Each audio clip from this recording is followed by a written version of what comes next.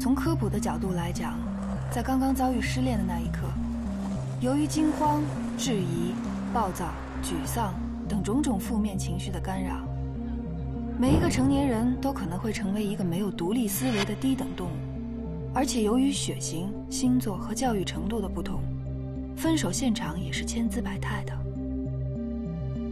有时候分手要抢占先机。分手吧，我们两个性格太不合适了。你有什么？夫恩分，是偶少，分手你都听不懂？你再说一遍。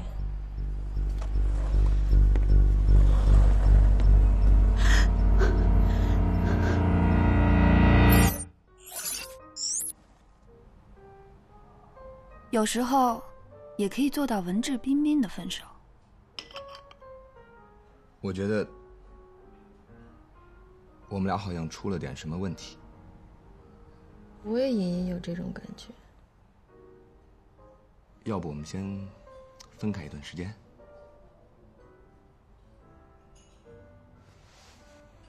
还是你勇敢。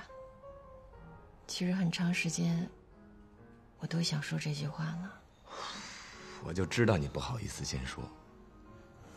我先走了，去坐地铁。你呢？我打车，要不我捎你一段吧？保重。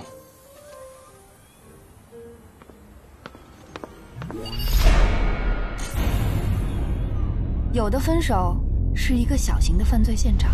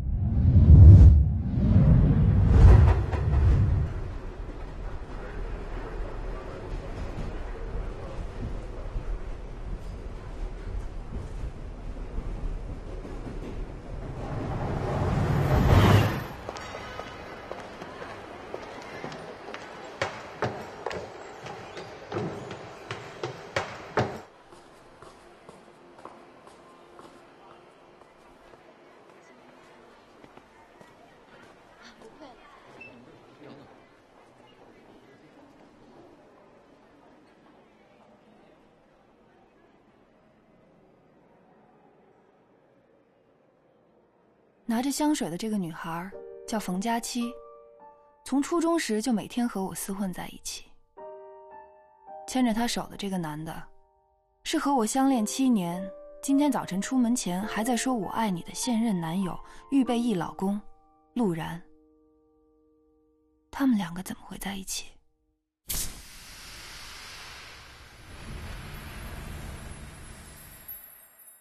所以我的分手现场是香的，前味是花香，基调是青草香，余味是檀木香。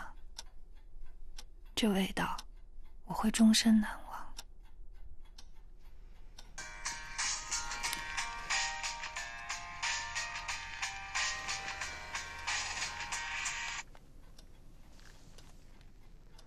喂，客户的婚纱拿哪儿去了？你人现在在哪儿？是不是不想干了？我警告你啊，公司里可不缺你这位，别没事给我玩失踪，赶紧给我回来！混蛋！你们全是混蛋！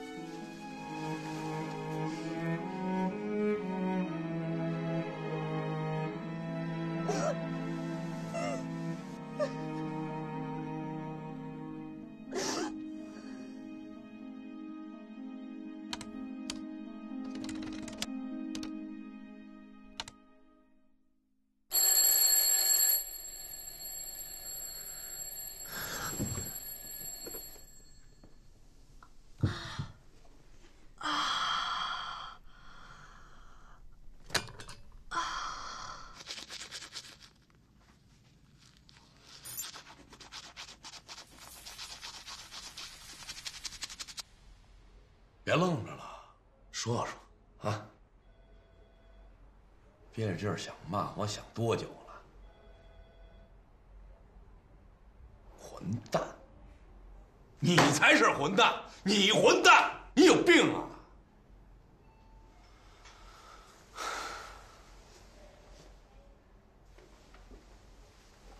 怎么了你？不服啊？不是。王总，我能坐下说话吗？我落枕了。你活该你！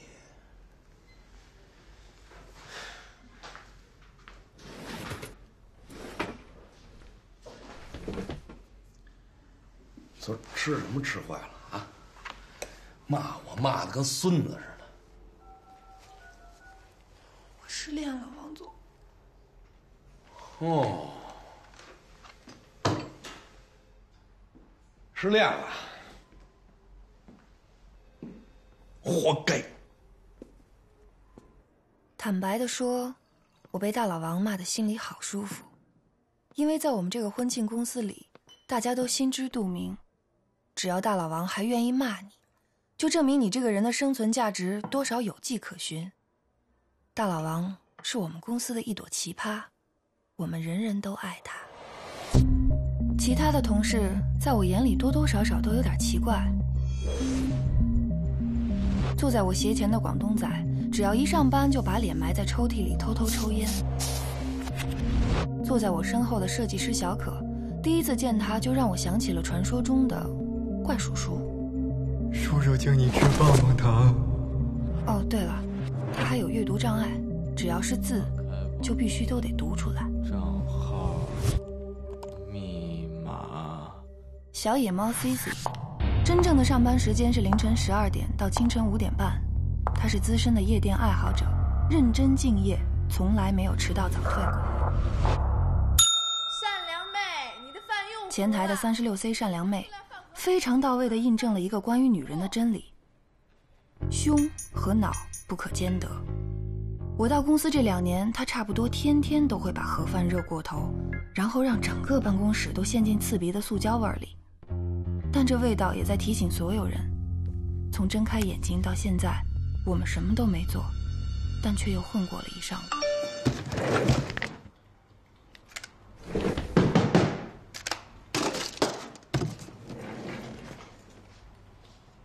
你没事吧，黄小仙？我很好啊，好的不得了。要是没事儿，就别用身子碰隔板，你一碰我这跟着颤，咖啡全洒了。除了大老王，我的搭档王小贱也是我们公司的一朵奇葩。这个人刚进公司的时候，凭着一副清秀相貌，连我们楼层负责保洁的大婶都被他迷得神魂颠倒。但只有我知道，这个人的性取向绝对不明朗。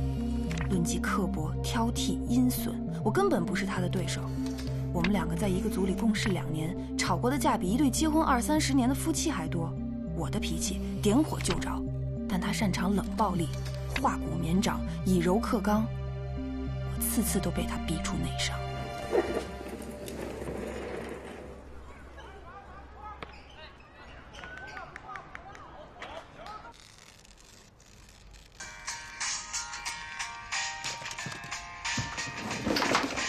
喂。哎，上班呢？咱把这句话省了成吗？好。我一直想打电话跟你解释，但是我没敢。不知道该怎么跟你说。陆然，你追我的时候打电话跟我告白，说的话跟现在一模一样。好，既然你那么害怕，那我来问你来打醒吧。什么时候开始的？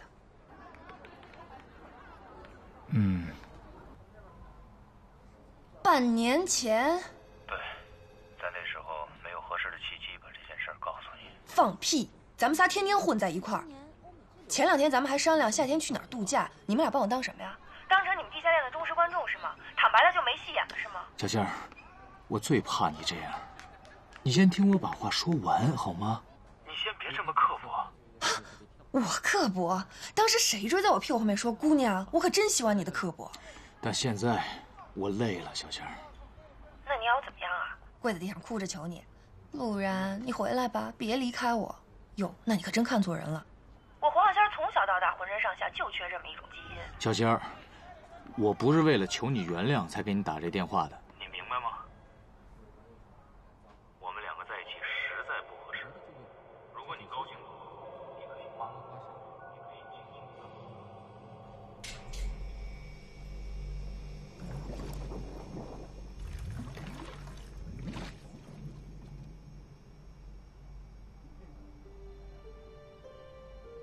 喂，小仙儿，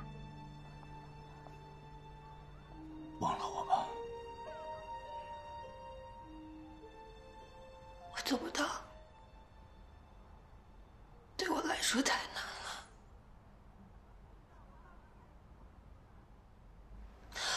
因为我从来就没记得过你。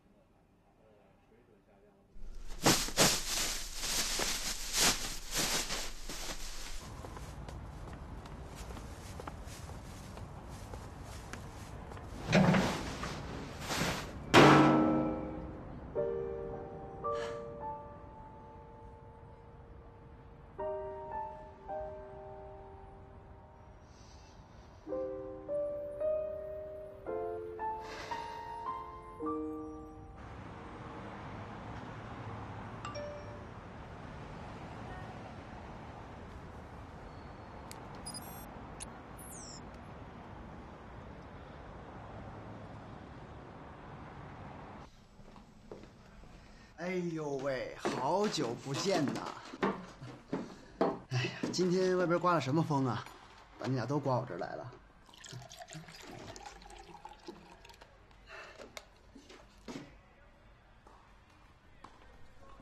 啊，你俩先聊着啊，有事叫我啊。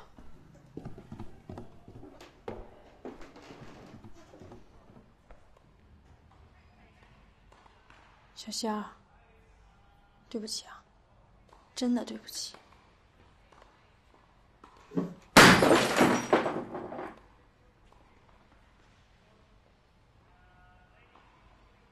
您这话说的轻巧。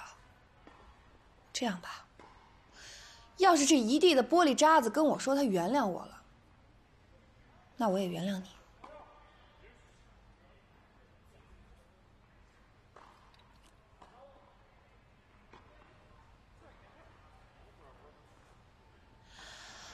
好，让我想想。毕业那天晚上，咱们俩喝多了，就在这儿。我哭了，拉着你的手说：“还好咱们俩还在一起呢。”你也哭了，你说咱们会永远在一起的。那个时候你的眼泪是不是真的？我找不着工作，待业在家，一包方便面我能分成3顿饭吃，水煮肉片里边的辣椒我都能当1顿饭吃了。我不好意思跟陆然张口，不好意思问家里边要钱，天天跟着你屁股后面蹭饭。你说行，你养我一辈子都行。那个时候你的同情心还是不是真的？你在酒吧里边跟人吵架，我掀了桌子上去就跟人打，跟个泼妇没什么两样。陆然拦着我，我还把他骂了，让人家滚远点儿。你说你那个时候是真害怕呀，还是躲在一边看得兴致勃勃的？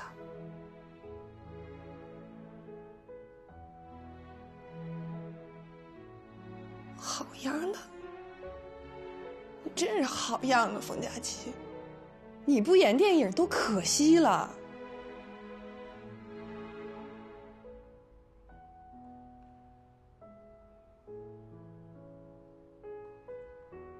我我们也有过很好的时候，不是吗？别了吧，别逼我回忆好的时候，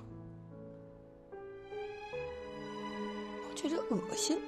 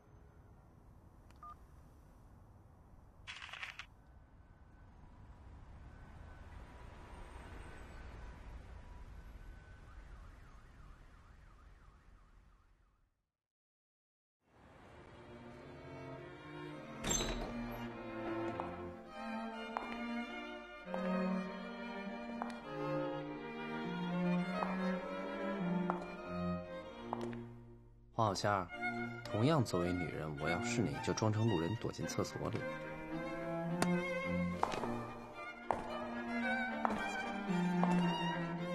李小姐，您好，魏总。不好意思啊，还麻烦你们特别跑这一趟。应该的，客户有要求，我们都应该尽量满足。想问一下，约在这儿谈，是打算在这儿办婚礼吗？不是啦，王先生、黄小姐，你们不知道吧？这家会所的下午茶特别好，每天下午只要我一有时间呢，就一定要来 treat myself 一下下。李小姐是台湾人？我们立刻普通话说的特别好，一般没人猜得出来，她是河南人。哦，王小姐。我的订婚戒指好不好看？好看，特别贵吧？Tiffany 的嘛，当初薇薇说要买卡地亚，被我骂死了呢。那种暴发户的东西衬不出气质的。那李小姐，从您的气质出发，您觉得现在您婚礼的哪些片段我们可以开始着手准备了？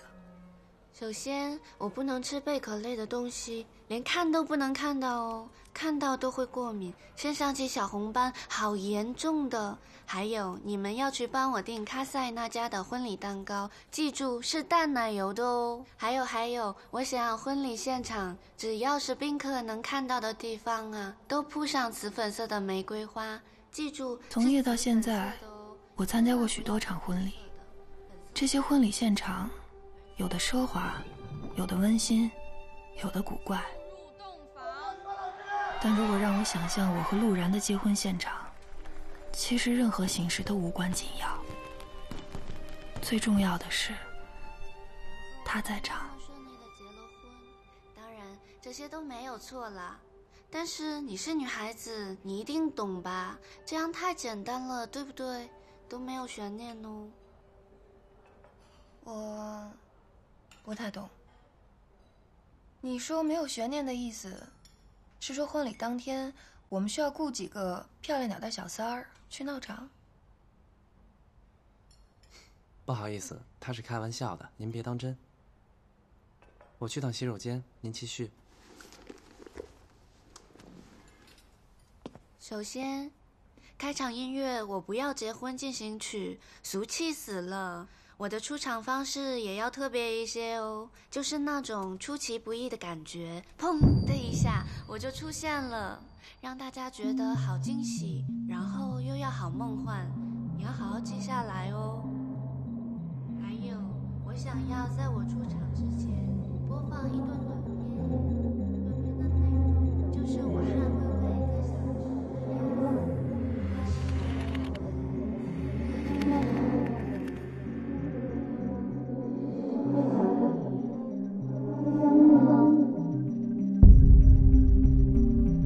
王小姐，王小姐。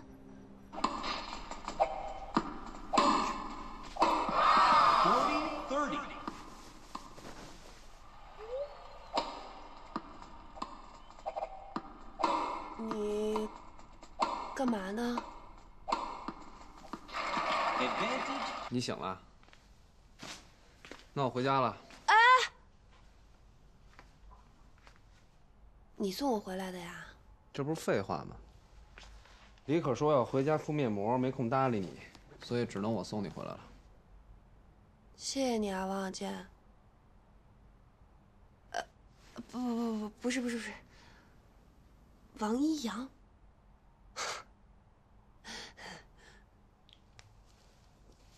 起来吃点东西吧，没吃饭还那么沉，邪了门了。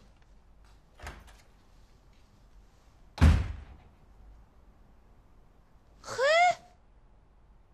好好的话不会好好说呀？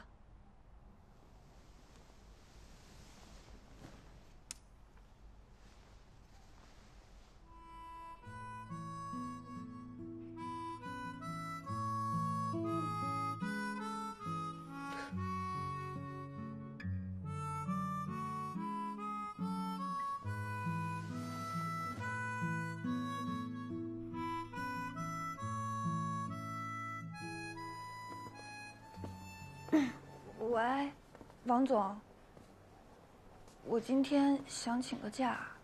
请假？都怪了我那么多事儿还要请假，你不要挑战我的耐心底线啊！王总，我心情太差了，昨天见客户的时候我都晕倒了。你出来跟我吃个饭，我来算你旷工一天。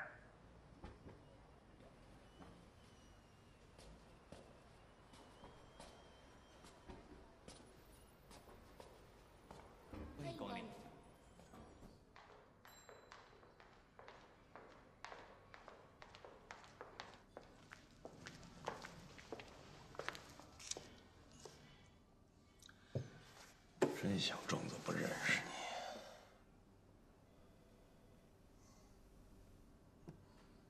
你。哎，不用了。Sorry。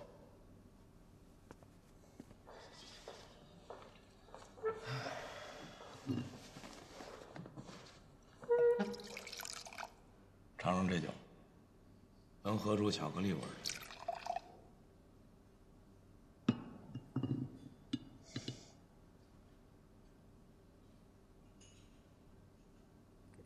仔细品品。仔细品，满嘴都是人民币的味儿。这酒配牛肉最好。王总，我还是先问清楚了再吃吧。您请我在人均消费这么贵的地儿吃饭，是不是想开除我呀？这是散伙饭吗？你们这一代人不管男的女的，怎么都有被迫害妄想症啊？那我更害怕了。您不是要开除我呀？那是不是要泡我？我泡你？你有病啊！我也是有女儿的，我泡你？那我就放心了。这么隆重，搞得我很不安嘛。最近是不是没怎么好好吃饭，没好好休息啊？就是因为失恋，芝麻大点事儿，什么心理素质？250的脑子加林黛玉的心就是你。现在这小男孩，情义千金，不敌胸脯4两，你寻死觅活，至于吗？啊，好意思吗？谁呀？谁寻死觅活啊？我活这么大了，我就没有一点悲伤的权利啊？我就没有一点质疑人生的权利啊？你连人都没生过，拿什么质疑人生？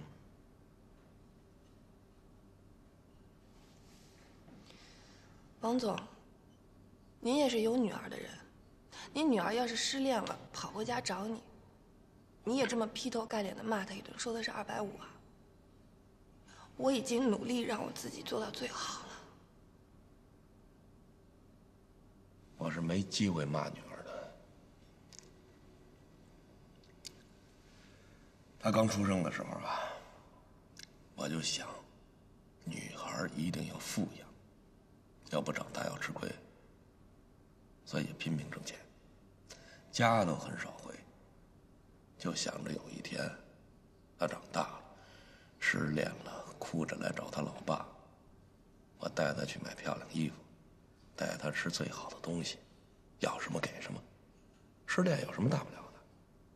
美酒美食，他不能停止的供应。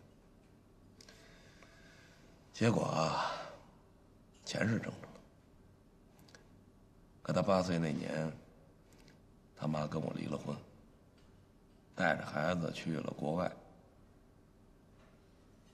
5年了，我就见过他2面。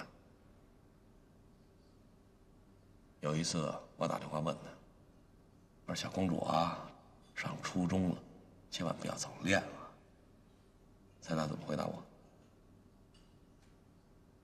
？It's not your business。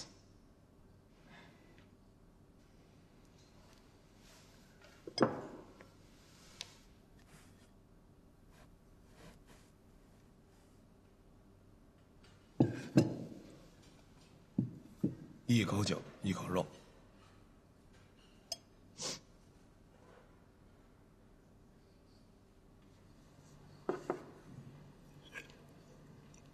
我后面那个大提琴，那是我女儿的，送给你了。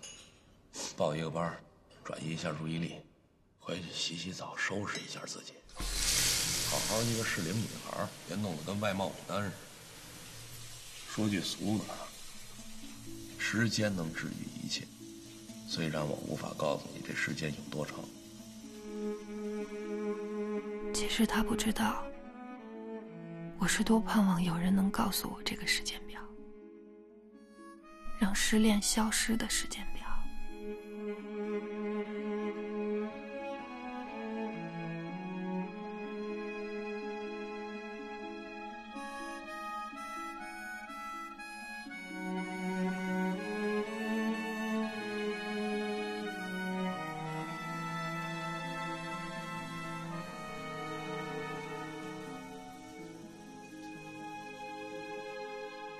李可和魏依然终于相拥在了一起。这时，天地交融，风起云涌，大片大片的云朵散开，流星雨下了起来。这个特别美好，是吧？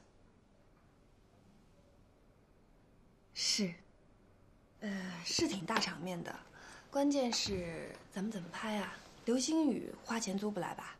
哎，你们真不专业。这我都懂啊，可以做特效的吗？这件事太浪费了，不值得。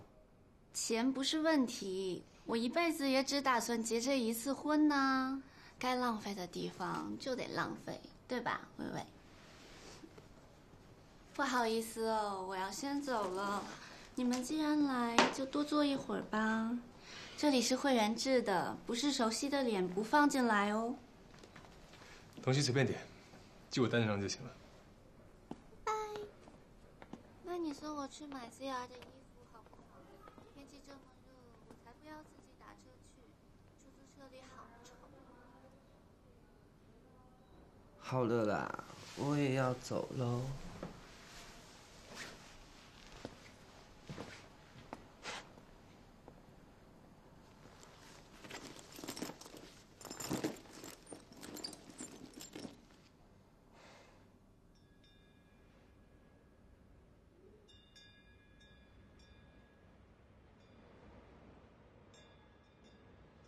还冷吗？心里暖。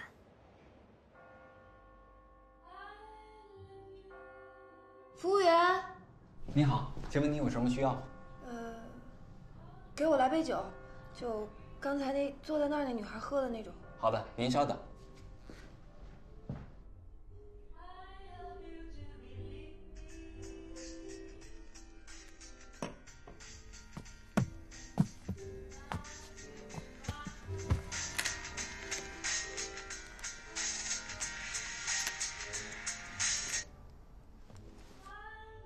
王小夏，我有个事儿跟你确认一下。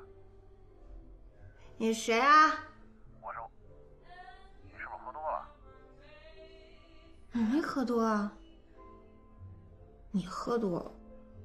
你们都喝多了，我们从来就没有清醒过。你们醉的连道德底线都没有了，你们醉的连真的假的都分不清楚了。你现在哪儿呢？还是刚才那地儿吗？我在哪儿？我能在哪儿啊？我一直就没走，我不动，我就站在原地。先走的那个人他妈的不是我！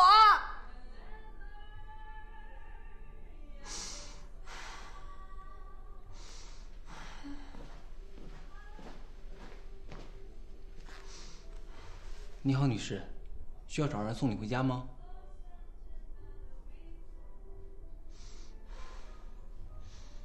送我回家。我看看谁能送我回家啊！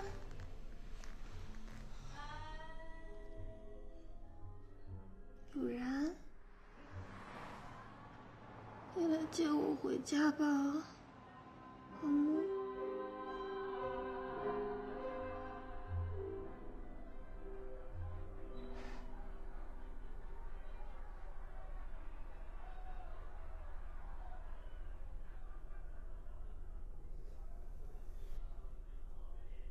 来了呀！你看，故宫。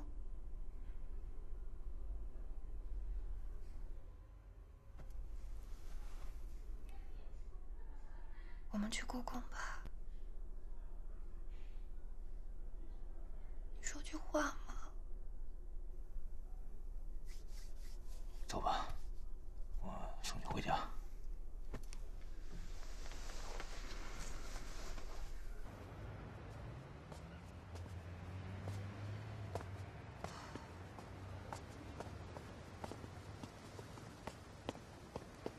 本来没想麻烦你，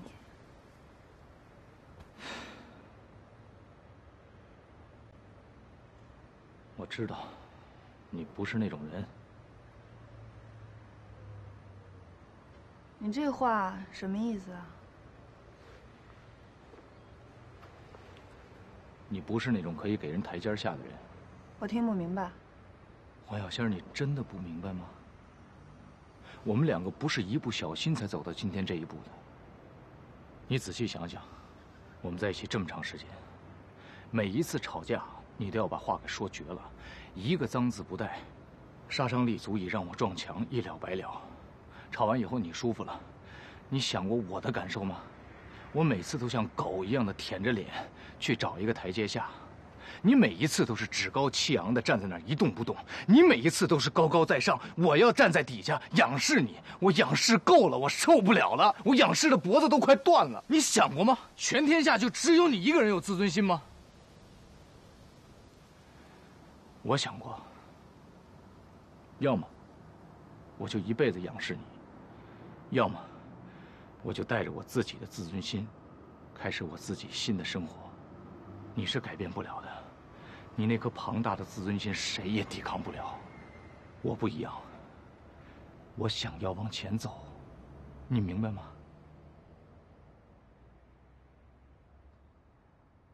我可以自己回家了，你走吧。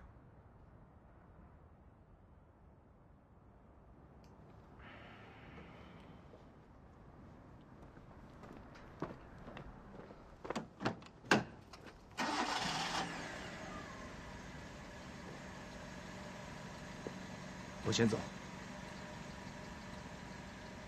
好。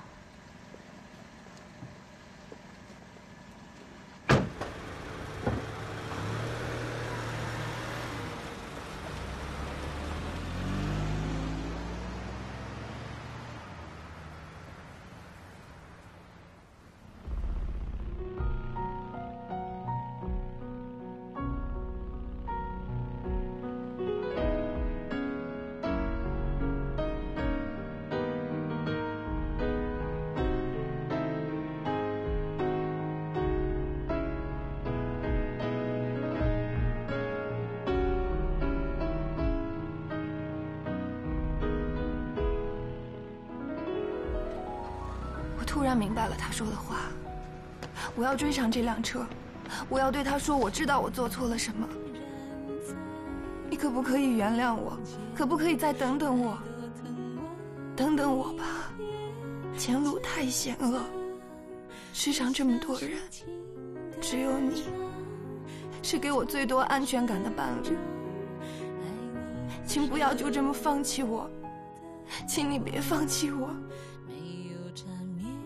我不再要那些一击即碎的自尊了，我的自信也全部是空穴来风。我要让你看到我现在有多卑微。你能不能原谅我？请你原谅我。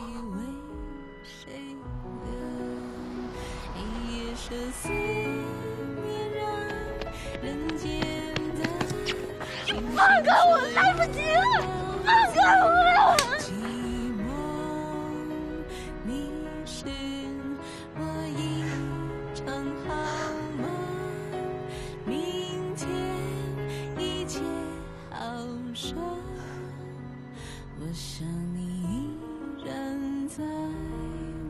醒了吗？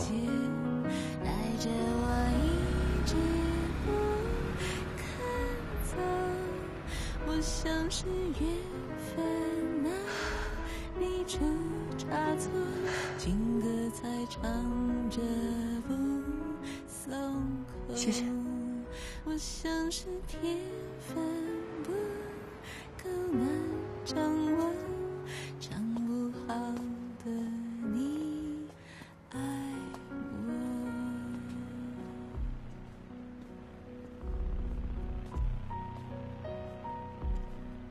有人曾经说过，世上最肮脏的，莫过于自尊心。这一刻，我突然意识到，即使肮脏，余下的一生，我也需要这自尊心的如影相伴。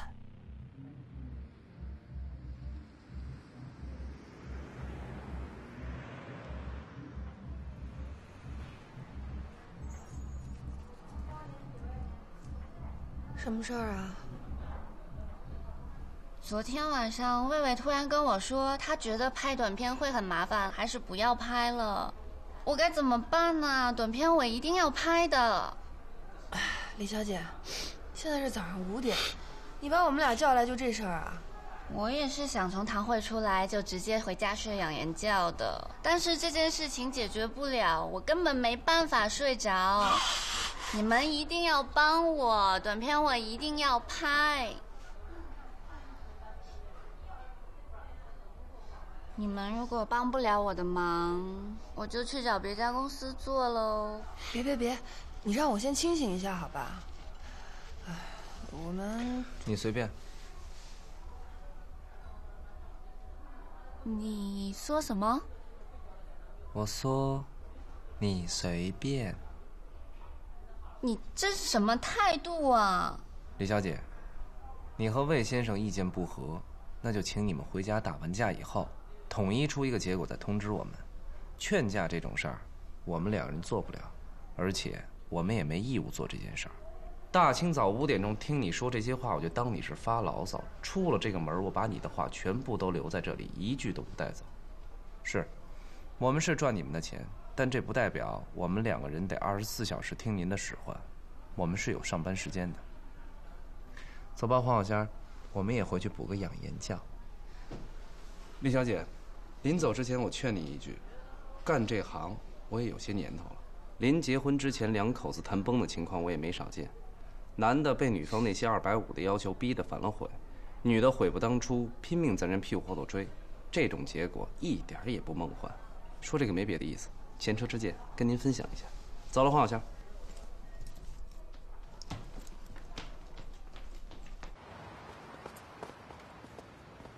哎，大老王要知道这事儿得一掌劈死你。不过我还是要由衷的感叹，您真是一位百里挑一的高品质剑。咱们俩吃早点去吧。走着呀，哪儿吃去？前面有家豆汁儿特别靠谱。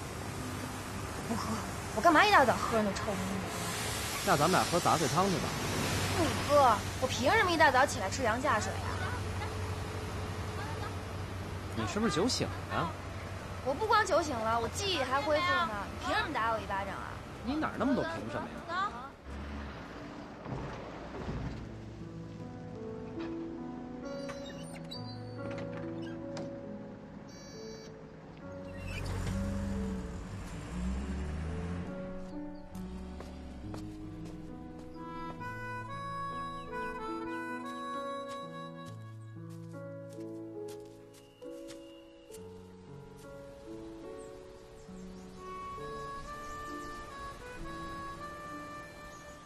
这儿可真好。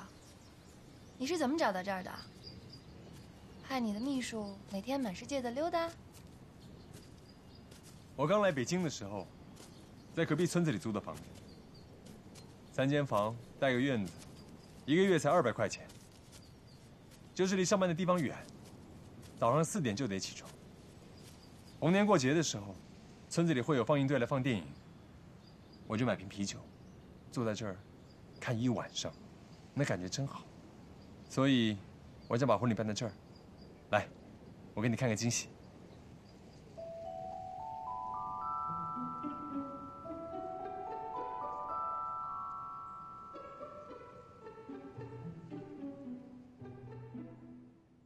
喝饮料干嘛？太没劲了！没劲了。喂，再飲少少啦。你喝一点好不好？在王雅健的怂恿下，我第一次参加了同事们下班后的聚会。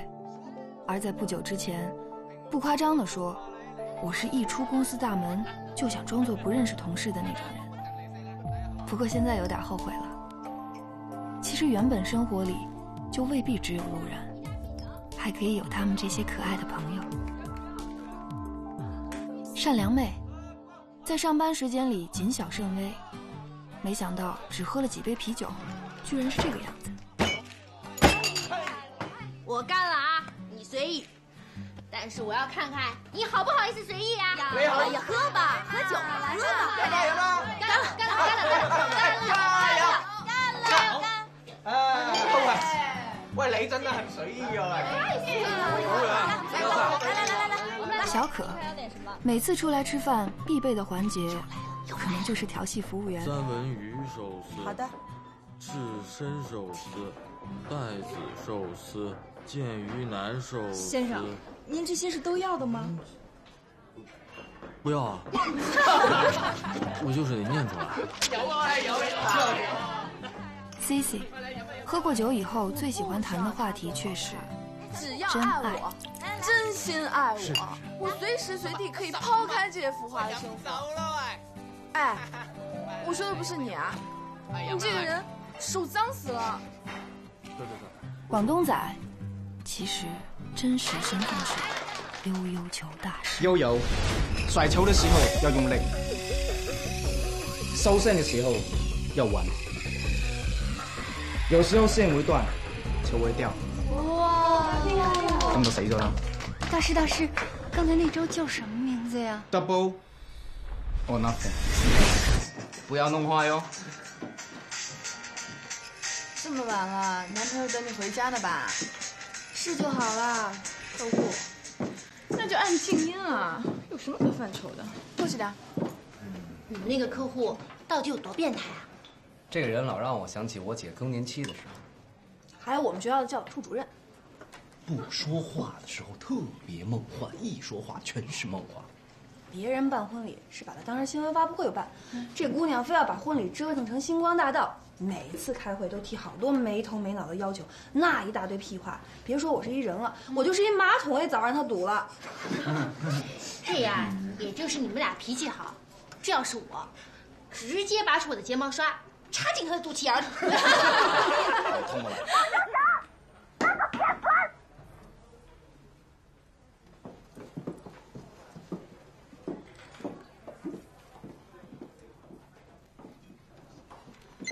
姑娘，你是分不清楚免提和静音吗？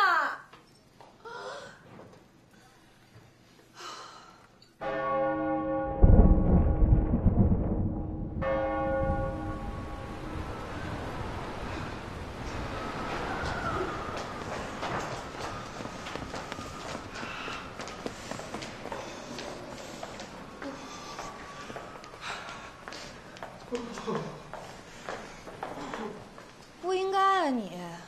平时您不是连爽身粉都装包里吗？今儿怎么没带伞啊？我想把自己弄惨一点，大老王就不忍心对我下毒手了。幼稚！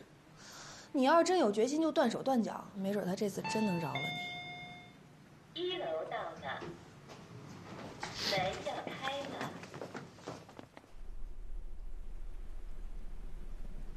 王总，这次的事儿是我的失误，我知道我做错了。你们学校的校训是什么？啊？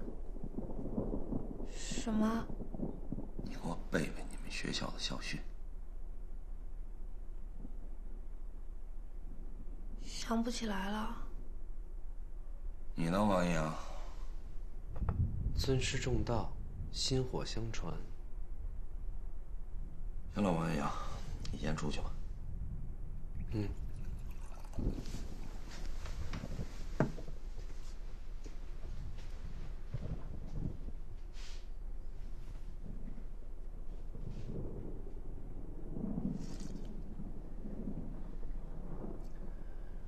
你们这代人没感情，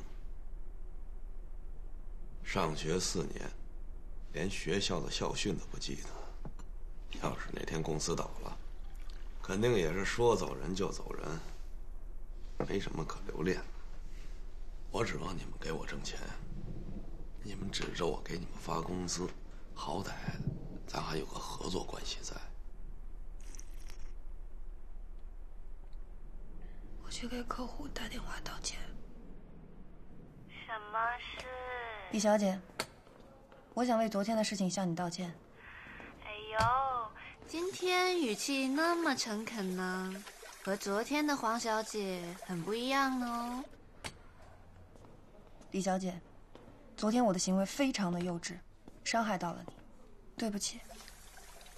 我不敢奢求你的原谅，但就事论事，希望你能继续跟我们公司合作。或许我们不会成为朋友，但是我们公司一定会给你一个终身难忘的婚礼。拜托，婚庆公司到处都有啊，我只要找到了完美的老公，怎么可能没有一场完美的婚礼？作为女人，我反而觉得你更可怜。对了，我还有个单身抱枕要送给你，你抱着它睡觉吧。你看到那个部位就明白我的意思了。就这样，拜拜喽。没事没事，散了吧，回去工作。知道了。准备怎么反击啊？反击什么呀？这种事儿还有什么好礼尚往来的呀？我们去闹他们婚礼现场吧。快算了吧。这种姑娘结一次婚就是奔着一辈子去的。我要是敢给她婚礼造成一点污点，她就敢往我脸上泼一脸的硫酸。不知道。李小姐，我是林竹，林小姐。你在等别人电话呢？没有没有，你怎么给我打电话呀？在北京呢？在啊，我通知你个事儿啊，你听好了，我要结婚了。啊？哼，闪婚，到时候跟路然一起来啊。哎，林竹，你还不知道，我们俩已经分手了吧？啊？路然说要带家属一起来啊。哦，是，没事没事，我们俩是和平分手，各有新欢。我后天一定到啊。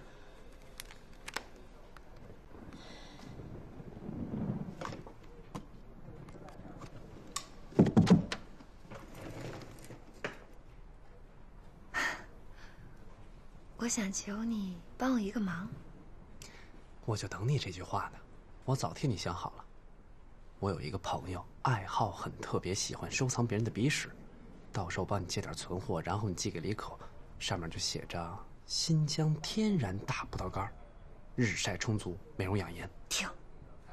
你这朋友就是你自己吧？不是这事儿。那个，哎，后天你陪我参加一个婚礼吧？不去。我求你了，我真的需要一个男的陪我一块儿去。前男友携新欢出席。你可以携带你第二人格出席啊。我给你买1个月早点。不去。我当着你面喝1个月豆汁儿。这破事也值得我看1个月？王小贱，我告诉你，我要是在这婚礼上不爽了，那么接下来的1个月呢，你也会过得很没有质量。但凡楼下的保安小张还在，我是绝对不会求你的。你也不要趁机自抬身价。我的出场费你付不起。给你200，不用找。我这款的你还真消费不起。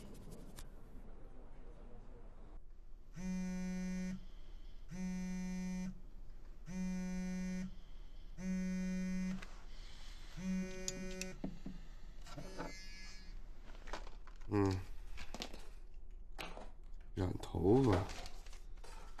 你怎么不干脆换个肤色呀？穿什么衣服？黄小仙，我明话告诉你，不管你明天穿什么，都不会引起他的注意。就算你明天喝多了，脱个干净，只剩一个黑色吊带袜，满场乱跑，给你裹大衣的人也不会是他，你明白吗？不明白也别再给我打电话了。王小贱说的对。是啊，明天的见面不是一次久别重逢的约会。我就算打扮得再精美崭新，对他而言，也不过是个旧人。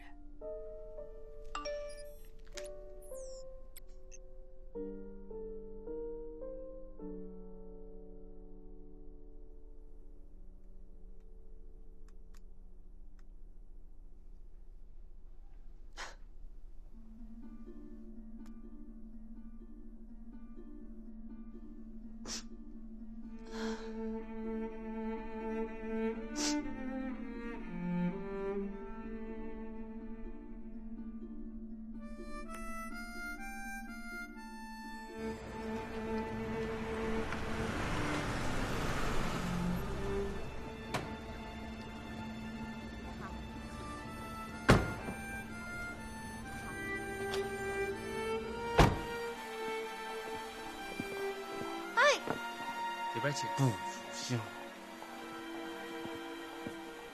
啊，先生你好。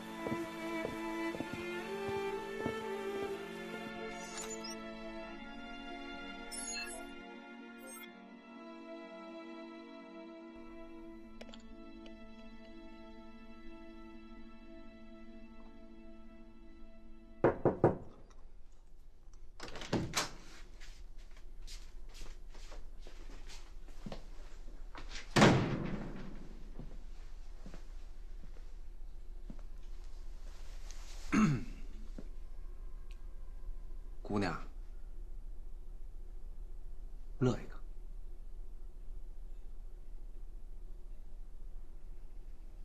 你说人家都是蓝牙，你自配红牙，你这技术够先进的。回头我再帮你打上一排水钻，奢华。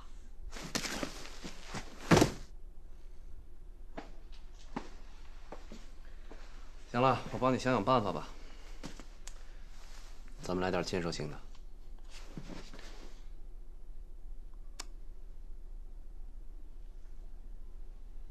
你们家有涂改液吗？我帮你盖上。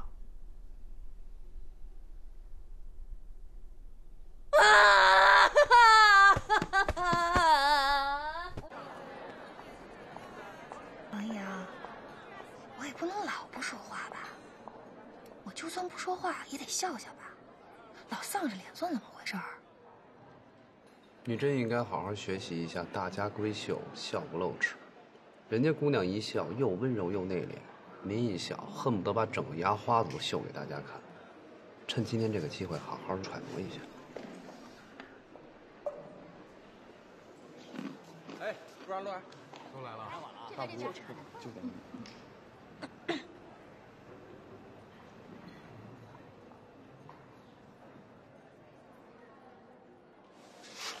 干嘛呀？你不能跟他说话。淡定，看我的眼神行事。我一给你眼神，你就把它推开。今天我让你好好的亢奋一下，但是你记住，不管多开心，都不允许露出你的牙。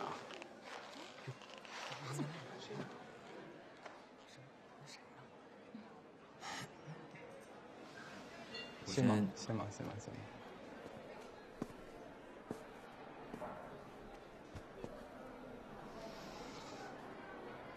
你好。你好，我叫王一阳，是黄小仙的男朋友。哈，路人。幸会。幸会。小仙生病了。生什么病了？声带受损，医生叮嘱他不能说话。严重吗？他这一病啊，想起了很多过去没有在意过的事情。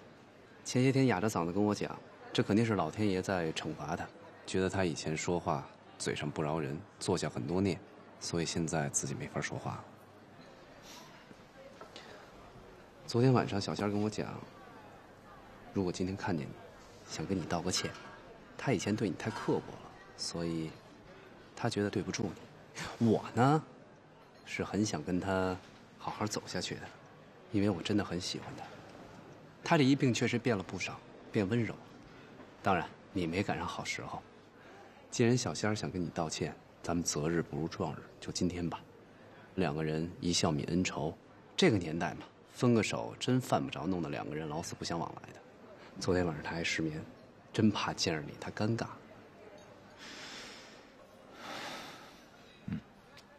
既然把事儿给说开了，我觉得也挺好。我呢，也一直害怕小仙会记恨我。既然你觉得这事儿过去了，我心里边也就踏实了。好事儿，同时我也恭喜二位。谢谢。那这么着，你是男的，主动点，你们抱一下，这事儿咱们就算翻篇了啊。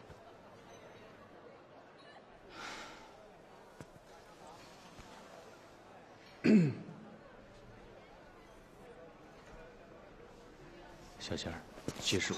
哎，行，放开他！嘛呢？嘛呢？我有没有告诉过你，不要再纠缠黄小仙？怎么了？这是？不是你什么意思？什么意思？上班路上拦，下班家门口堵，不接你电话就改写信，你还够古典的呀！平时也就算了，还闹到这儿来。就算你不懂法，他旁边还站着一喘气的，你瞎呀？别生气，别生气。朋友，指什么指啊？大学老师没教过你要尊重人啊，小学老师没教过你要讲文明、懂礼貌啊。小仙为什么跟你分手？那点破事你心里没数啊？我们都懒得提了，你不害臊，小仙还替你丢人现眼呢。我动什么手了？威胁我呀？抢婚吗？记错日子了吧？今天不是我跟小仙办事儿，我们俩办事儿一定通知你。今天是别人的大喜日子，打个电话问问你爹妈这么做合适吗？你放屁！软，你是不是有病啊你？你他妈是不是有病啊你？好了，不害怕，我在呢啊，不害怕。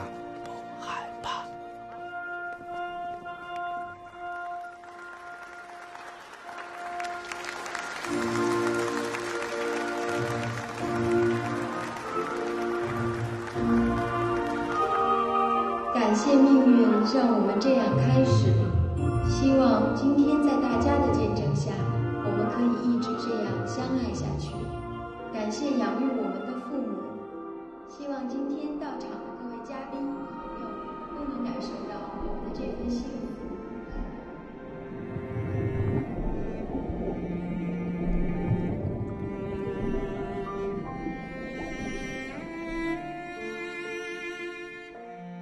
感谢命运让我们这样结束，不用对我觉得抱歉，我不稀罕你的抱歉，我不稀罕你对我说很亏欠，我要的就是这样的对等关系。一段感情里，我们实实在在地爱上了对方，到了结尾时也实实在在地恨上了对方。我要你知道，我们始终势均力敌。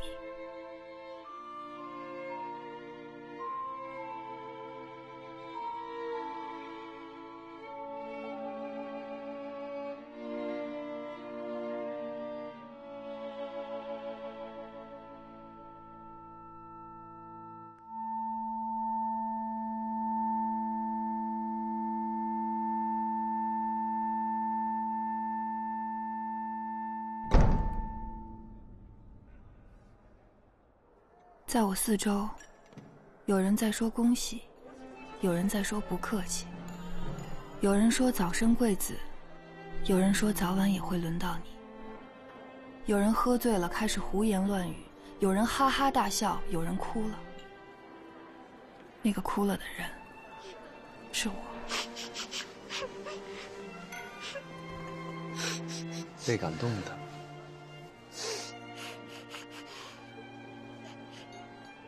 大姐，这条领带我是借我姐夫的，别擦鼻涕，我求求你啊！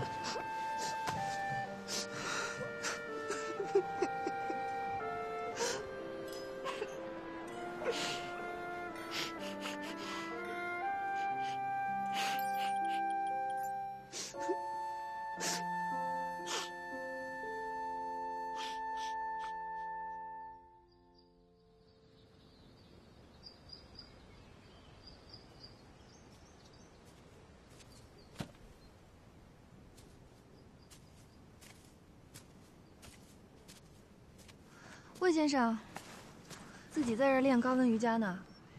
你怎么会在这里？我来给附近村子干活的工人结账啊。你们还是定在这儿办吗？李可还是不同意在这儿结婚，最后订的酒店的宴会厅。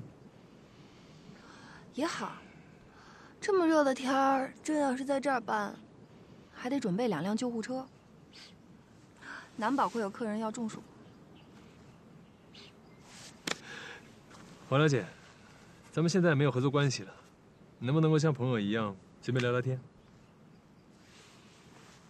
我挺想问你的，你为什么这么讨厌李可？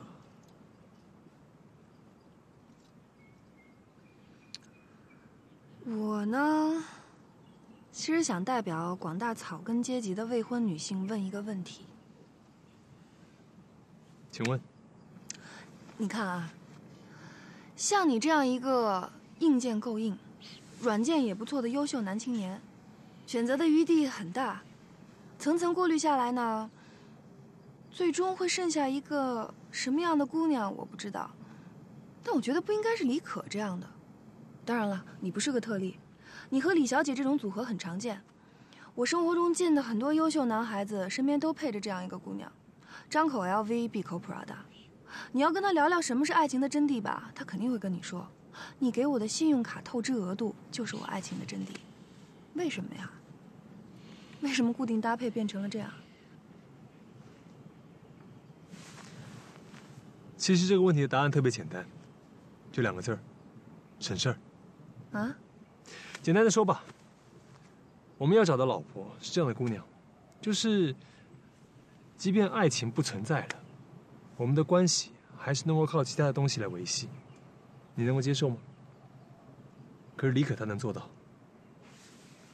对李可来说 ，LV 是生活必需品，爱情是奢侈品。可是对黄小姐你来说呢 ？LV 可能是奢侈品，但爱情肯定是生活必需品。LV 集团总不会说倒就倒吧？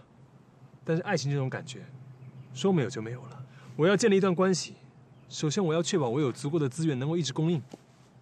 从这个角度去想，我是非常靠谱的。您这番话呢，真的对我起了很大的作用，说的非常精彩，深入浅出的，但是没有说服力。你知道是为什么吗？因为你没有根据啊。你谈恋爱通常走的都是简约路线，那是因为你没有跟复杂型人格的姑娘交往过，对吗？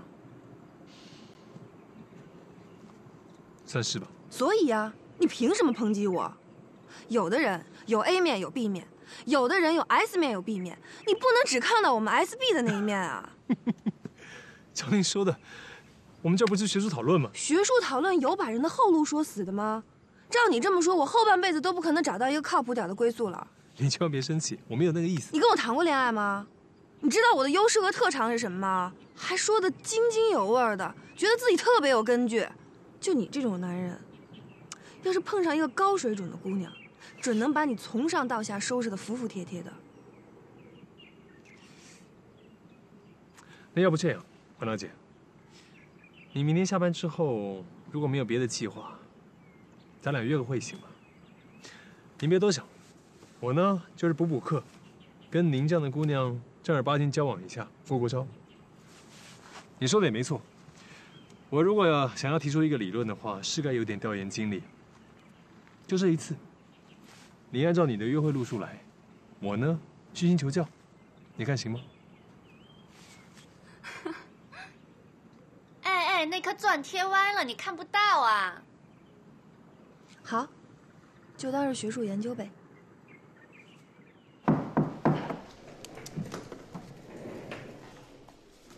干嘛？干嘛呀？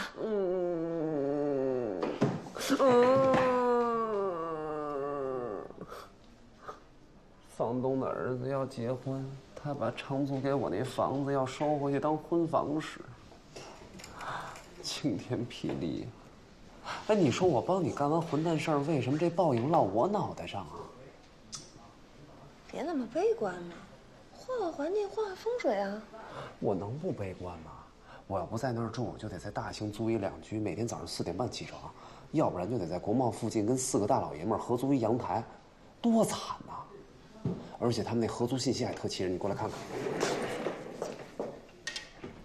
希望你能有幽默感。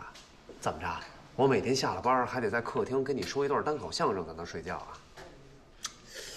哎呀，我觉得吧，现在唯一的办法就是你去抱着大王的腿，哭上他1个小时，让他把咱们的茶水间分给你住了。看你那过河拆桥的薄情样。王谦，我先去过一会儿。 8分钟约会的活儿弄得怎么样了？明天就去布置会场了，这次保证不会有问题的。 8分钟弄完了，负责这活儿。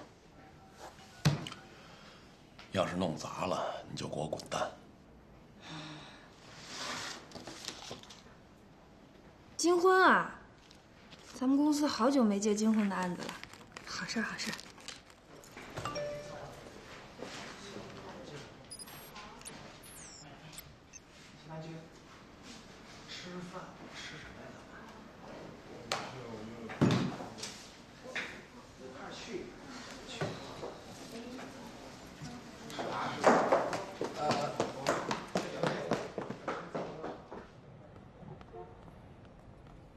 报仙儿，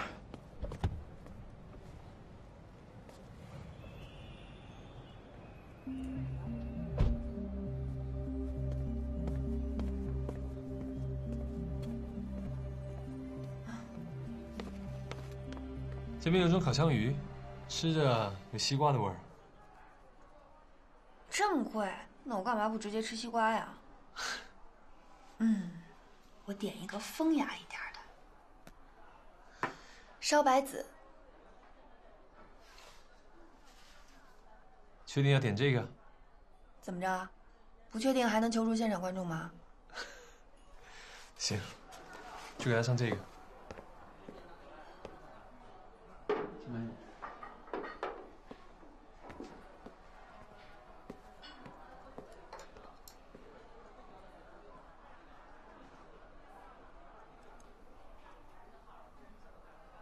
好吃吗？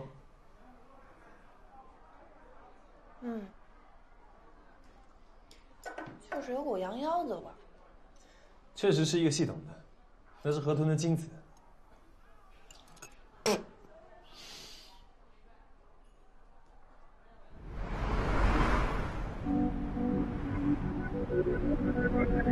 还恶心吗？恶心。 这是我第一次请女孩吃饭，吃完了得到一个这么消极的结论。接下来去哪？去喝杯东西。去东方新天地吧。这点倒是跟李可一模一样。吃完了买点东西，就当饭后散步了。先往那儿开吧。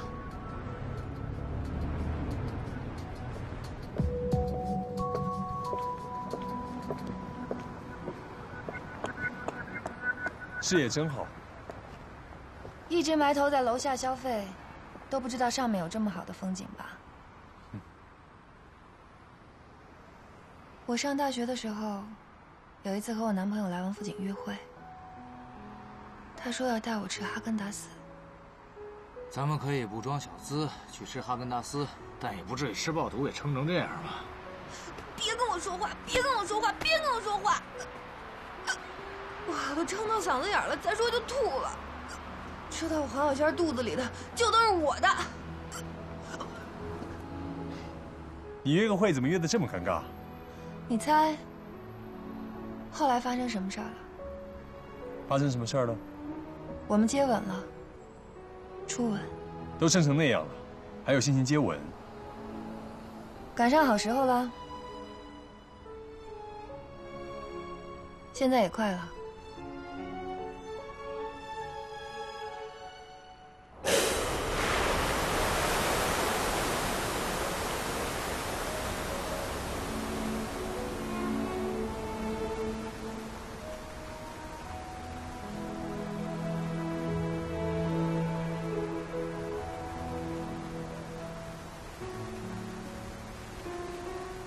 在灯光的配合下，我的面目也变得端正了吧？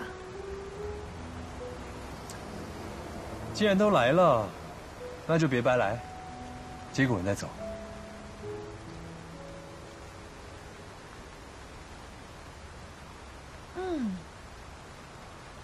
你一凑近了，我才闻出来。虽然喷了高级古龙水，可还是带着一股天生的混蛋味。黄小姐，你这是在玩我？我们什么时候说过这是一次特别真诚的约会了？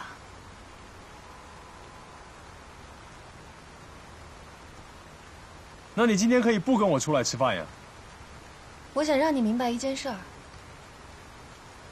有一种姑娘爱你的方式，是把你带到新天地下面，给你一个机会为他们消费；另外一种姑娘是把你骗上来，真心实意的想和你在好风景里接个吻，让你看看北京的小夜晚有多梦幻。我不评价哪种姑娘更好，我只想说，更多选择，更多欢笑。我承认，如果我再年轻个5、6岁，我会追求你这样的姑娘。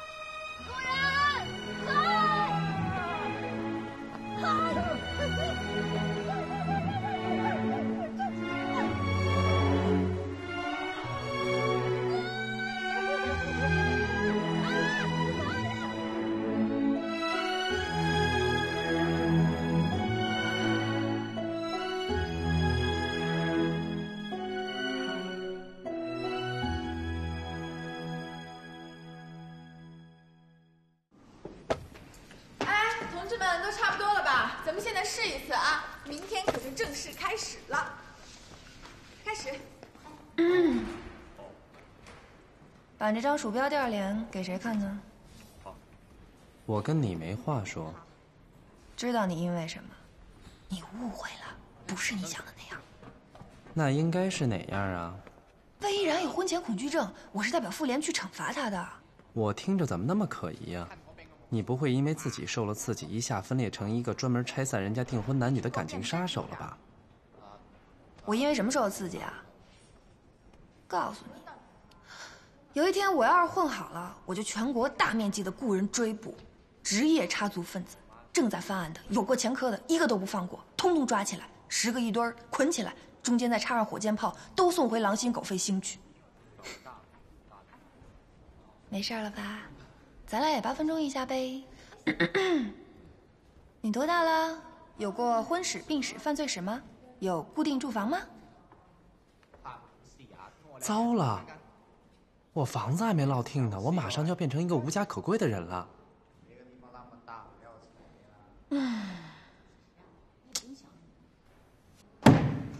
好，你帮过我一次，我也就舍命陪你一次。来，请看看。哎，大哥，我都陪你看了8套房了，你要是真想住的好点儿，要不你就卖个肾吧，实在不行。这套房啊，真是超值啊，品质 A+。本来啊，是一对小两口准备的结婚新房啊，看看这布置、这装潢多有格调啊！但是租房前呢，这俩人掰了。现在这房子啊，叫这男的给租出去了，而且这房子好，能整租，能合租，适合你啊！你一个人也住不了2间。但是合租的话呢，得跟一家3口合租。不过也好，这有家庭气氛，而且啊，那家小孩才8个月，正是可爱的时候。听见了吗？8个月，你正好可以学习一下为人夫、为人父的经验。关系处好了，人小孩没准还认你当干爹呢。黄小仙儿，咱俩住吧？啊？兄弟，够气魄！大家好，由真爱网主办的8分钟相亲会现在开始。8分钟，我可以做这些事情，但我做不到的是。我今年27，天津人，不过我大学是在北京读的。我是北京人。我希望跟我结婚的对象也能够有独立的住房，但是要一起还月供。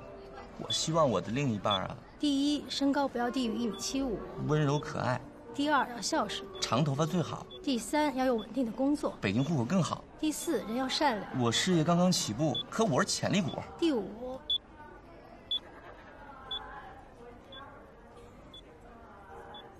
我实话实说啊，你不是我喜欢的类型，我觉着你有点胖，所以没必要再做自我介绍了吧？没事儿，反正我也没看上你，咱这儿歇会儿吧。这么多人来参加活动，你说能成几对啊？20对吧。太乐观了，要我说最多就5对。你也太悲观了吧！打个赌，超过10对算你赢，我免费给你加1个月的班。要是你输了，就跟我一起合租吧。拿别人的幸福打赌，你不给下辈子积点德啊？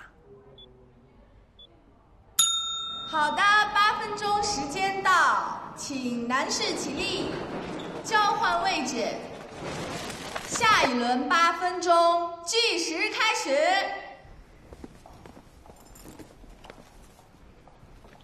成了几对啊？一见钟情的。我数数啊，3对。才3对啊？对，第一眼就觉得对方是自己想找的，就只有3对，其余的全是些撒网捞鱼的，怎么可能只找1对呢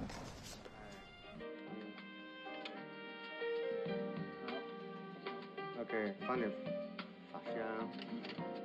这些调味料呢，我们可以根据个人的口味啊，可以放点牛油，牛油呢色泽比较好。对。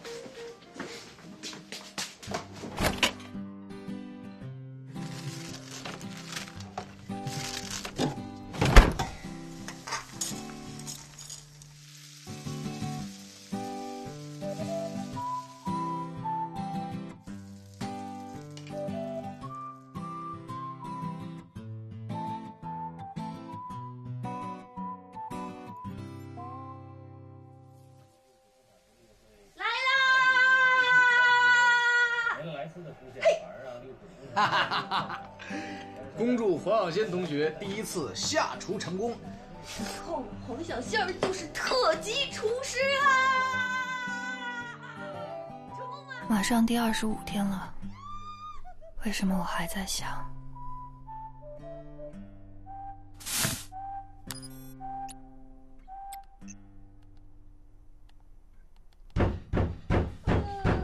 谁呀 ？Morning， 一大早你干嘛呀？今天有时间咱们就搬过去，我来帮你打包。不是，我还没睡醒呢。你睡你的，我保证轻手轻脚。我要睡觉。好吧，我从贵重物品开始。我就是这个屋里最贵重的物品。这位贵重物品，你的裤子上破了一个洞。黄小仙儿，衣服不能这么乱摊着，将来你打开全是褶。黄小仙儿，你这些杂志还要不要了？你不要，我也不建议你扔啊。你知道这些杂志攒起来有什么用吗？你可以把它捆在一起，然后再喷上油漆当桌子使。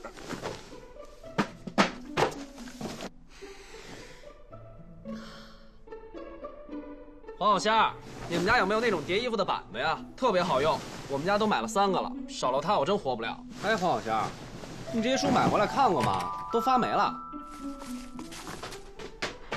你干嘛呀？你放那儿，我来。你，王一阳，我提醒你啊，我特别困的时候道德标准也没有醒，所以别再烦我了。这种时候我对你做任何事情都不需要负法律责任。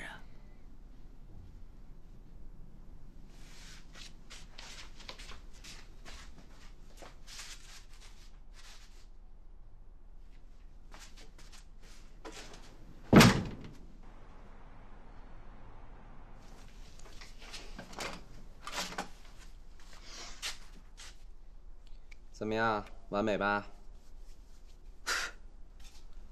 王一阳，你至不至于啊？就这破电视，信号不好的时候还得靠脚踹2下，你说你把它包的跟个骨折病人似的，有必要吗？哇塞！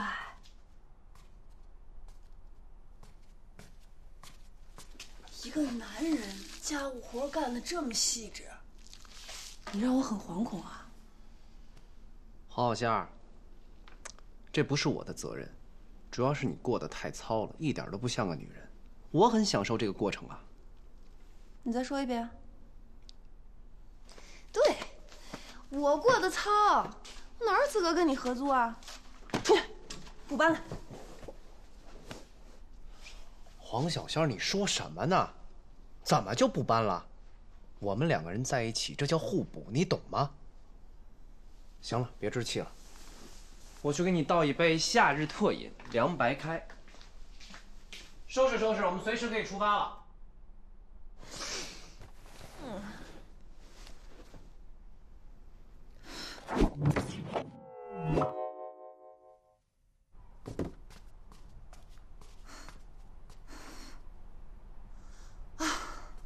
王小贱，我出趟门，晚上回来再收拾。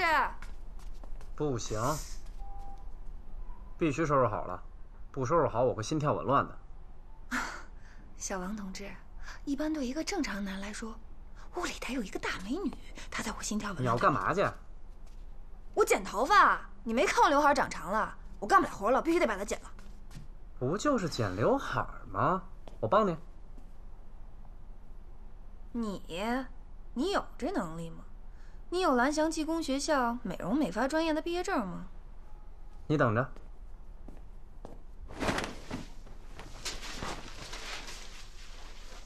哎，你这个靠谱吗？靠谱。你知道吗？这样剪出来的头发特别自然，特别松弛，特别有呼吸感。好了，闭上眼睛。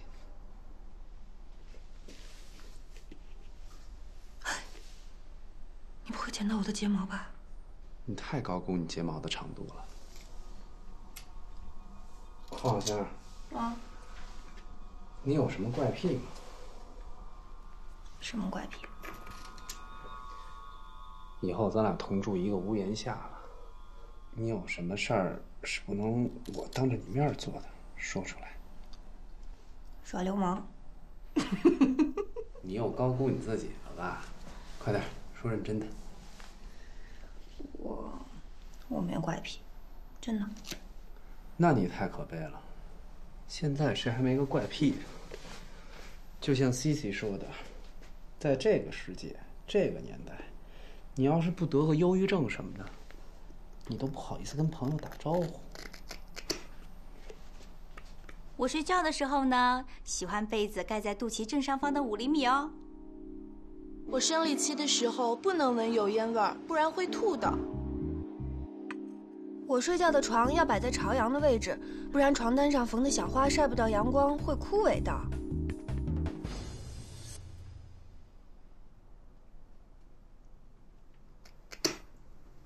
妈呀！怎么了？讲话了？你给我让开！让开！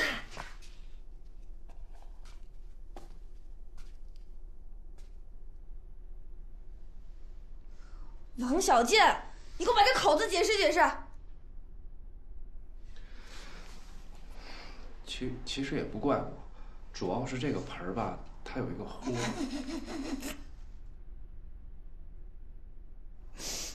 怎么办？换这一面。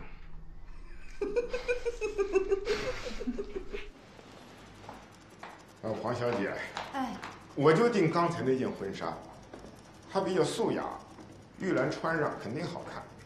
行，就按您说的定。噔噔噔噔，真好看。我让他们连夜按照您的尺寸改的。陈老师把您的尺寸记得清清楚楚的，这回您穿肯定合适。小仙，你结婚了吗？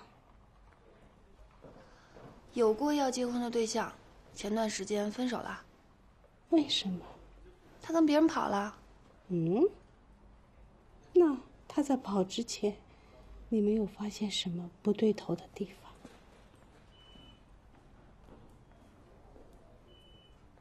我没发现有什么不对头的地方。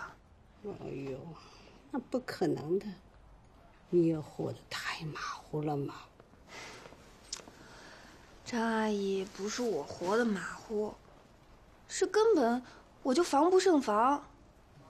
我们俩跟您和陈老师不一样。有什么不一样？我跟你说陈老师的秘密。他年轻的时候，背着我，也做过上不得台面的事情。打点水。这不刚打的吗？那儿还有一壶，等会儿去打吧。饭应该到了，我去看看啊。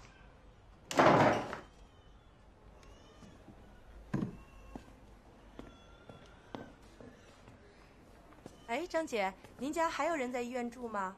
我看见陈老师总是到楼下的外科病房，陪着一个做阑尾手术的病人。那个病人也是你们家属吗？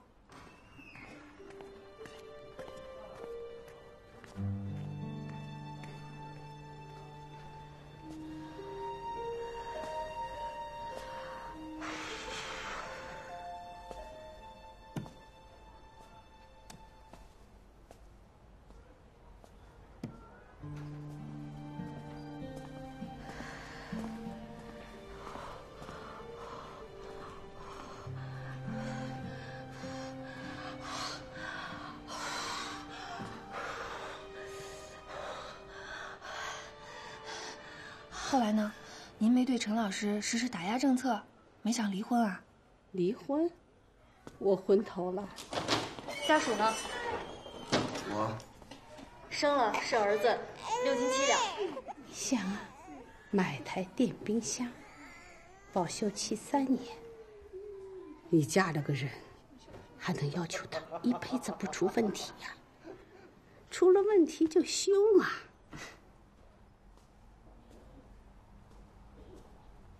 小刘吧，我是小陈的爱人，我来看看你。哟，嫂子，你也住这个医院啊？没听陈老师说呀。你的事儿他倒是都跟我说了。我就是过来做一个小手术，前2天正好看见陈老师了，他就挺照顾我的。照顾你是应该的。他不告诉你，你别往心里去。他不告诉你，是因为我住院是喜事儿，你住院是晦气的事儿。虽然都是从肚子里取点东西出来，不过你取的那坨肉呢，是多余的，取出来就得扔。我取的这个，全家当个宝，取出来还要往大了长。告诉你不是给你添堵吗？这能一样吗？啊，小陈给我熬的鱼汤，这2天天天逼着我喝，喝得我快吐了。我说给你拿点下来，你不是一个人没人照顾吗？趁热喝啊。昨天小陈还跟我讲呢，说这回啊，幸亏我们俩生的是个儿子。将来长大，儿子好一些，不用怎么操心。要是生个女儿，长到17、18、9，该好好处对象的时候不好好处对象，该好好结婚的时候不好好结婚，再做些什么不光彩的事儿，到时候我跟小陈就别活了，你说是吧？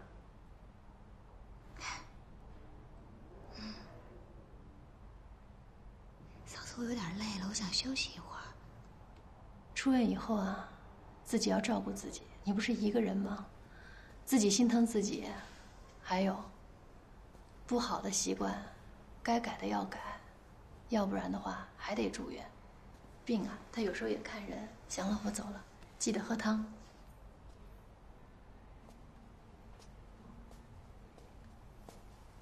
第二天一大早，他出院就走了。您就不觉得不甘心啊？不甘心。我这辈子不甘心的事情很多，唯独在这件事情上没有不甘心。我跟他说，你心里要是放不下那个女人，你就去找她好了。反正我现在孩子都有了，怕什么？我就把你当成是一根盲肠，说割掉就割掉。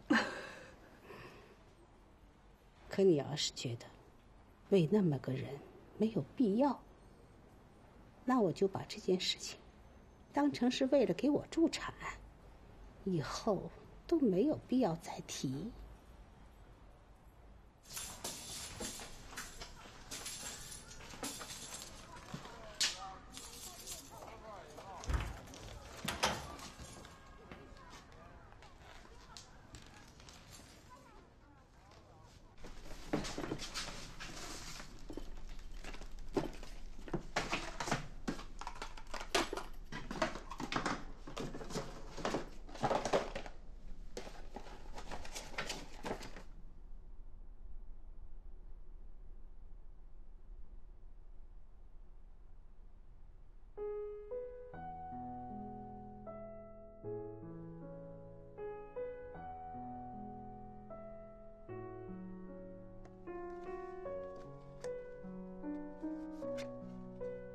看着药水的这一刻，我突然明白了，原来在这段感情里，没有人全身而退。我曾经是陆然的梦想，关于未来的每一幕里，他都希望有我的出演，而到了结尾时，我们通通惨败。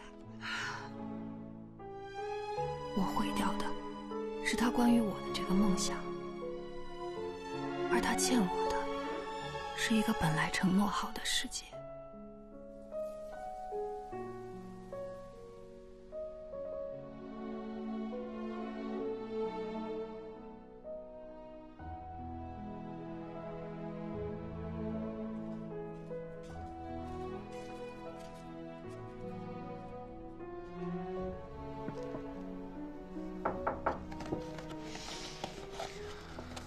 有没有人想吃薄荷的冰淇淋啊？我自己做的，今年买了一个冰淇淋机。怎么了？一回来就不说话？好吧，那我一会儿再来。等会儿，吃的给我留下。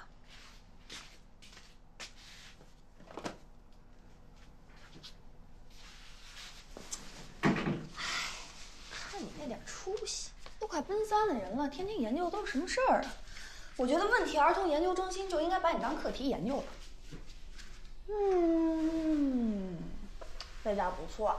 我加了果鲜美哦。怎么做的？做法嘛倒是很复杂，要先把蛋清打开，奶油打散，然后把它们使劲的搅拌在一起。对了，就为了搅拌这些东西，你看看，你看我这胳膊全都肿了，看见了吗？俩完全不一样。你哪儿来的奶油啊？你不是有一大包料吗？我就把饼干吃了，中间奶油舔出来留下了。骗你的，奶油是我买的。哪来那么大薄荷味啊？薄荷我是挤了管牙膏的。骗我！这个是真的。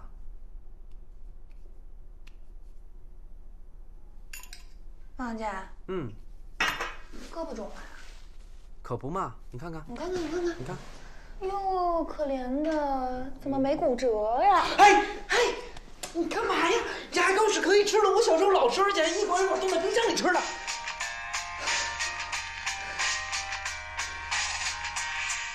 王小姐，不好意思啊，本来不应该麻烦你来，但我就是怕玉兰这次可能等不到办婚礼了。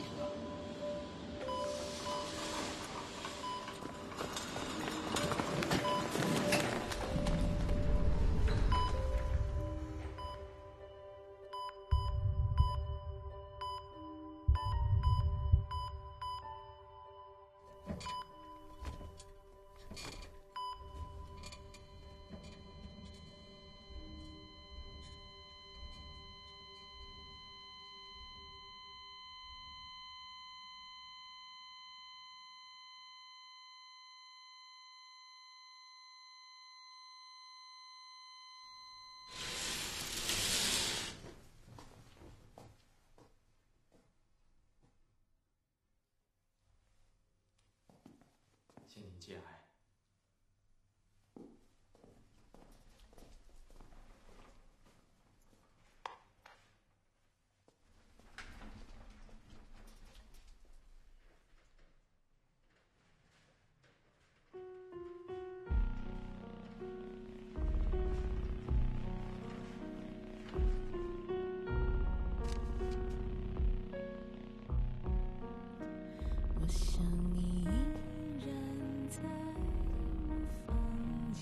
你张阿姨走了，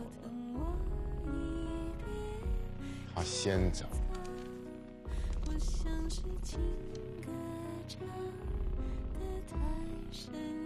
她不能脏着脸走啊。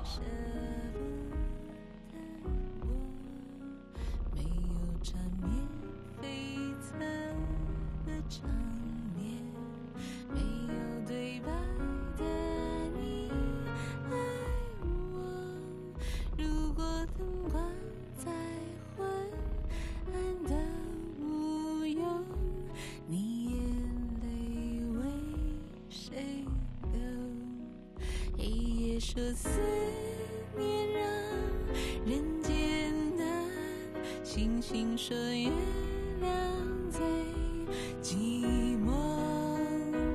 你是我一场好梦，明天一切好收。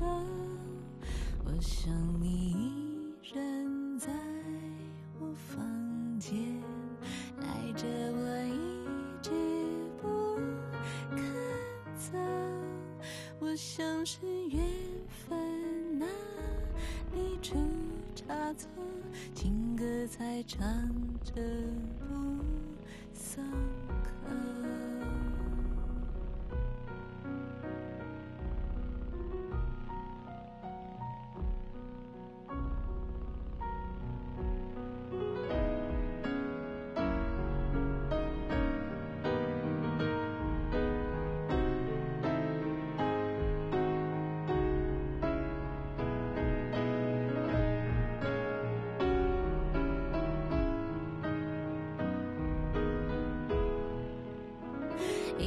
说思念让人简单，星星说月亮最寂寞。你是我一场好梦。我的失恋就像一次痛苦的脑部神经手术，所有的回忆和背叛我的那个人，是我必须要切除掉的坏死神经。所谓的自我，所谓的感情洁癖，所谓的据理力争，是我这段感情的病灶。每当问题出现时，我最常做的不是倾听，而是抱怨；不是合作，而是攻击。这些话，我本来想告诉张阿姨。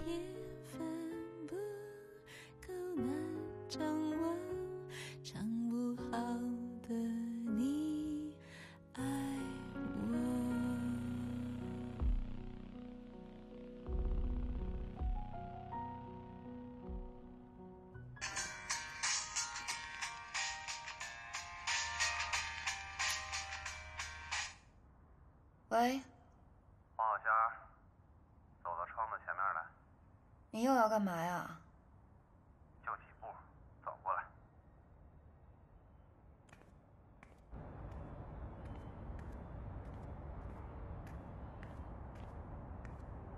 我走过来了，然后呢？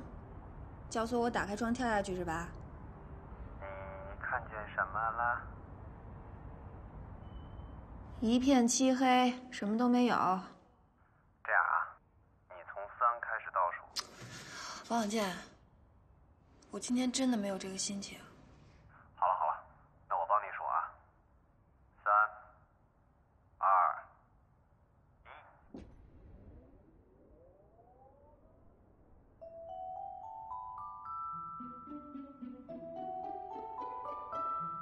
看见我了吗？这儿呢，我在替你家，看见了吗？这儿。我看见了，看见了，你别蹦跶了，别掉下来。我看你平时没事的时候老爱站在窗口愣神儿，那天我也站着看了看，发现没什么可看的呀，什么景观都没有，尤其是晚上，黑乎乎一片。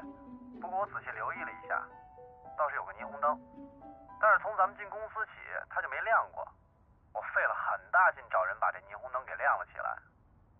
有了光，你以后再站在窗口，景色就能开阔点。王小贱，谢谢你。你这话说的，我都没法往下接了。黄小仙儿，在这个字母的见证下，我答应你，以后不管发生什么事儿，你身边1米的范围内，一定有我在。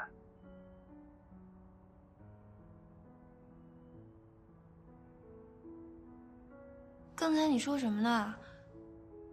信号不好，没听见。黄小仙儿，我陪着你呢。还是没听清，你再说一遍啊。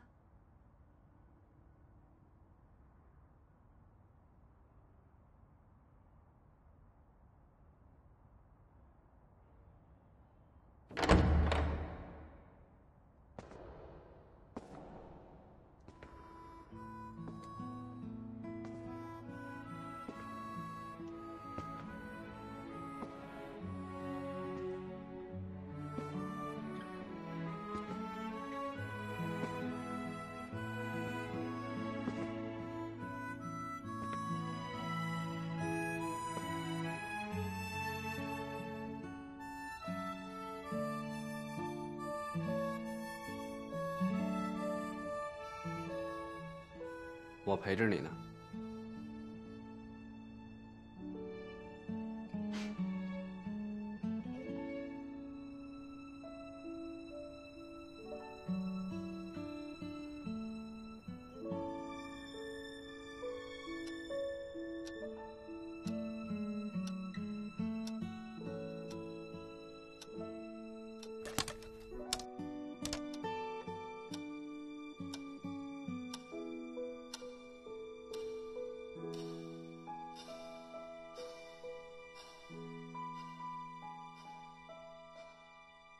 我叫 Swallowtail。Toby， 我叫王兴文。那我叫陈信婵，现在的职业是策划助理。现在在做汽车改装，在广告公司负责婚礼视频部。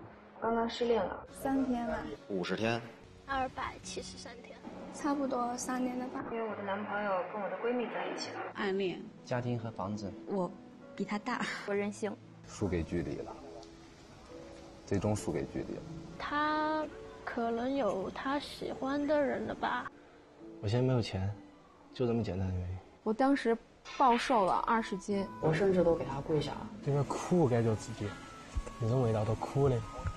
我当初就跟他说，我说有一天你要离开我了，不管是什么原因，我都不会怪你。我一个男人留不住自己女朋友，就是自己没能耐。沙云，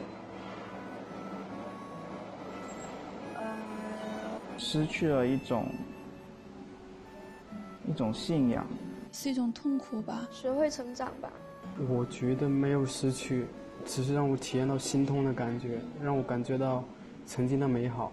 失恋可能只是失去的是一种习惯，谁没失过恋？我等呢2年裏邊，我自己錯過咗好多，同埋我應該知道自己以後應該點樣揀身邊嗰個咯。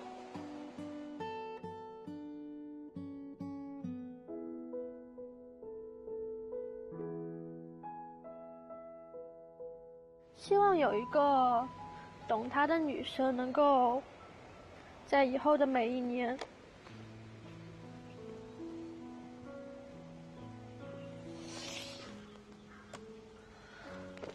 记得陪他一起去看周杰伦的演唱会吧。我还是那句话，在我没结婚之前，只要你累了，你痛了，你都可以随时回来找我。现在我是还没能完全的去忘记，但是从这个时間，我一定能把它忘記，重新我一段新的愛情。可能一齊嗰陣時，我哋都太細個，未夠成熟。希望你以後工作順利，屋企人都健健康康，祝你幸福。我覺得你是我的初戀，然後在以後的過程中，絕對是我生命中的一段美好的回憶。如果有一天能看到这个视频的话，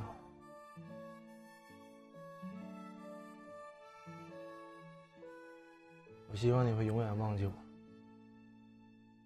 想要忘记一段感情，最好的方法就是投入下一段感情。失恋不一定是一件坏事，可能是你下一个幸福的开始。